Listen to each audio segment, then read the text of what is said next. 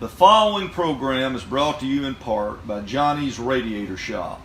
For auto repair and air conditioning parts to fit everything under the sun, visit johnnysradiatorshop.com.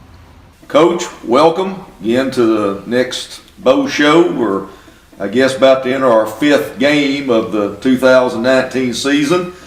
Last week you actually told us what you expected out of the Crossett game, and that pretty well was on target as to what Crossett was able to do. I know it was disappointing, but your team really fought back. They came from behind and had a chance to win the game, but can you talk a little bit about how you see it? Yeah, I thought our kids played extremely hard.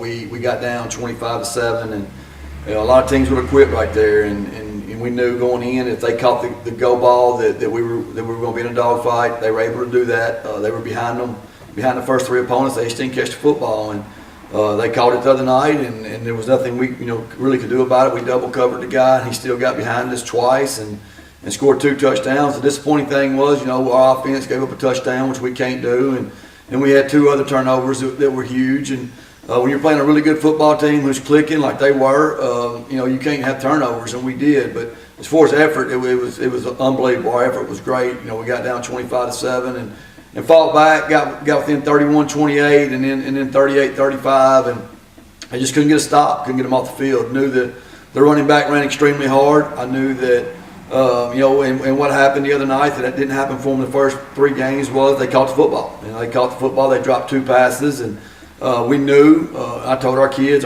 knew this going in. They were more athletic than we were. We knew that going in, and it was just a deal where we had to play extremely, extremely well to be in it, and we played hard, but we just didn't play well. And but if we keep playing hard, and then we'll start playing better. We just can't turn the ball over. And Crossett's got a really good football team. When they catch the football, they're as good as any football team. They got 3 wideouts, number 4, number 23, and number 21 that can go, and they're as good as for sophomores as that we've seen.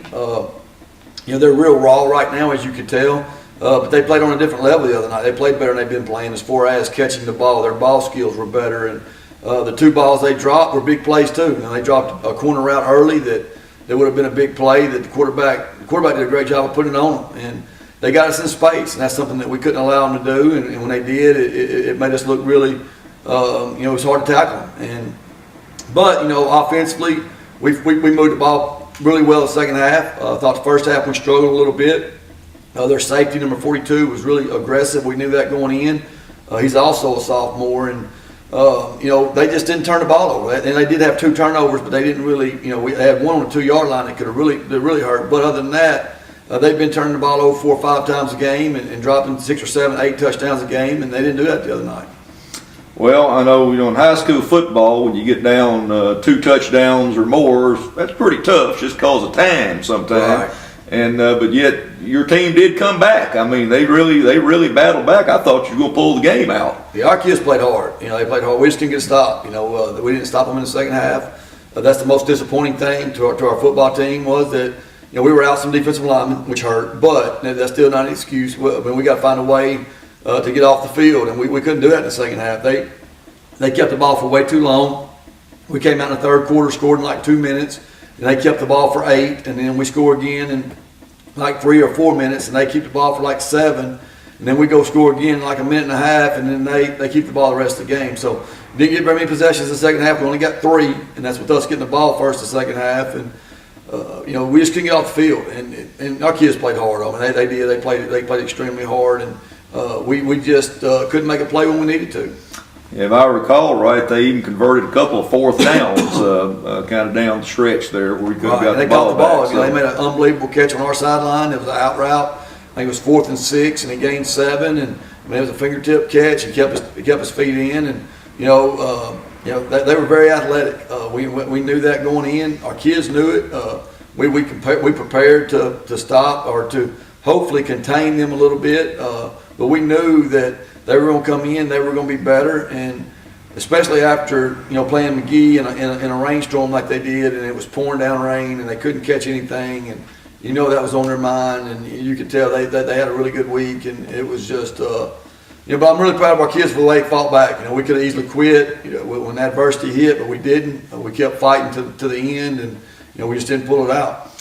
Well, got to put that behind and move on, and we go to Star City. Have to go on the road this week. Kickoff 7 p.m. at Star City. Right. As always, we're going to need a big bunch of Lumberjack fans up there. But let's talk about that. This is we're all in conference now, so these are important games. Try to win. So talk about Star City and what you face against them. Going to be tough. Their offensive line, they got a number 72, who's probably the best offensive lineman I've ever seen. And I said that about 21 last week, and it was true. I mean, he was really good wide receiver. And they got a right guard, number 72, that's 6'3", 295, can move. They run the ball behind him. He pulls a lot. They should be 4-0 right now. I mean, they're 3-1. They were up big on Forest City, kind of blew it a little bit, and Forest City was able to come back and beat them. And we got to find a way to get off the field on defense. We got to be able to stop the run. And then offensively, we can't turn the ball over. We can't turn the ball over because with the offense they run, the wing T, then it's going to be a deal where we're not going to get very many possessions. And when you turn the ball over, you lose possessions, and we can't afford to do that. And I know our kids are going to play hard, so we just got to play better. We got to play cleaner as far as turnovers, and then see what happens. Are you pretty pleased? You made a few, I call them subtle changes offensively this year, which you talked about, right, how you were going to do that earlier in the year. Are you pretty satisfied with the way that's worked so far? I mean, I like it a lot. I think that Riley's playing really well. I mean, he was 20 of 27 for 304 yards the other night. Really efficient. I think he struggled a little bit throwing the out route, but other than that, he threw everything else really well. Anytime you've got a quarterback that's throwing the ball at a high percentage rate, I mean, it gives you a chance. And with our offense the way it is, that's what he's doing right now. And Vincent's Vincent. So it's just been a change, but we can't turn the ball over. That's the huge thing right now. When we're turning the ball over way too much, and it's just a deal where we're putting guys that not played very much in situations where they got to, or not, I'm not going to say play very much, but in situations where they're carrying the ball and they're not handling, they don't adjust, or they're not ready for the contact or the stripping, or the 2 of the 3 turnovers the other night was just us not protecting the ball when we needed to. Well, obviously a big game. It's still early in the year, but again, being a conference game, you need to get up there and try to take care of business. And I know they'll certainly make that effort. And anything else that you can think of? Your kicker seemed he was doing well again. I thought our kickoff team did really well. I thought that we covered well. I thought with them having as much speed back there as they had, I thought we stayed in our lanes. And one punt got away from us a little bit.